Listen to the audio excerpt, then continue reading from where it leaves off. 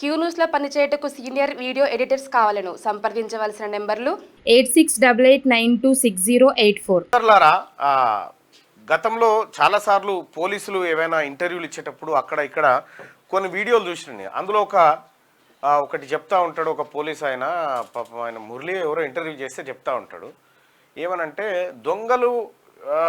దొంగలలో అభద్రతా భావం ఎట్లా ఉంటుంది అనేటువంటిది ఆ టాపిక్. అంటే దాంట్లో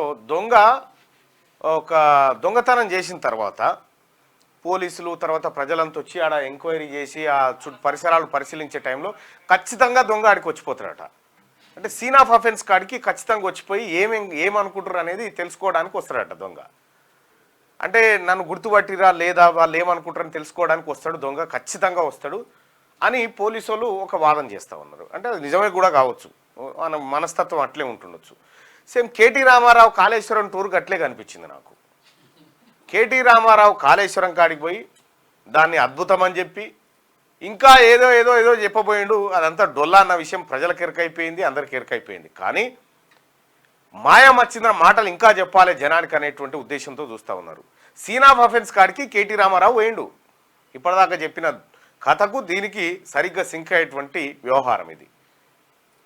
సోదరులారా, తెలంగాణ రాష్ట్రంలో కేసీఆర్ తీసుకొచ్చినటువంటి అప్పులు, వీళ్ళ ముఠా చేసినటువంటి అప్పులు ఏదైనా ఉత్పాదక రంగం మీద పడ్డదంటే పడలేవు. కూలిపోయే రంగం మీద, కాళేశ్వరం మీద, దాని మీద దీని మీద పడితే ఏ ఒక్కటి ముంగడి పోలే, అప్పు కుప్పై కూస్తున్నాడ.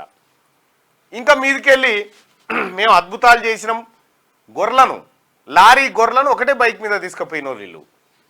లారీ గొర్రెలను 27 గొర్రెలను ఒకటే బైక్ మీద తీసుకుపోయి స్కీములు నడిపించారు వాళ్ళు.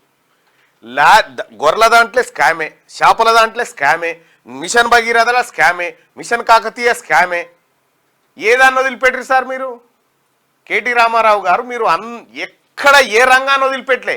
ఆఖరికి ఫైబర్ హైదరాబాద్లో ఫ్రీ వైఫై అని చెప్పి ఫైబర్ గ్రిడ్ అని చెప్పి 50 కోట్లు ఇస్తే 50 కోట్లను ల్యాప్టాప్లు కొనుక్కొని తిన్నారు మీరంతా కలిసి. ఇట్లా ఎక్కడికక్కడ బుక్కీరు ఒడిచిపోయింది. ఇంకా బుద్ధి లేకుండా ప్రజలు చీకొట్టినా కూడా ఎలాంటి బుద్ధి లేకుండా ఇంకా గ్రామాల మీద పడి మేము ప్రజలు చైతన్యవంతమయ్యే మీ పని చేసే, ప్రజలు ఆల్రెడీ చైతన్యవంతమయ్యారు, మీ పని చేసిరు. ఇక సభల హరీష్ రావు కేటీఆర్ అసలైన దొంగనే పరారు. ఆయన ఏడంటే మేము సరిపోతాం కదా అంటున్నాం.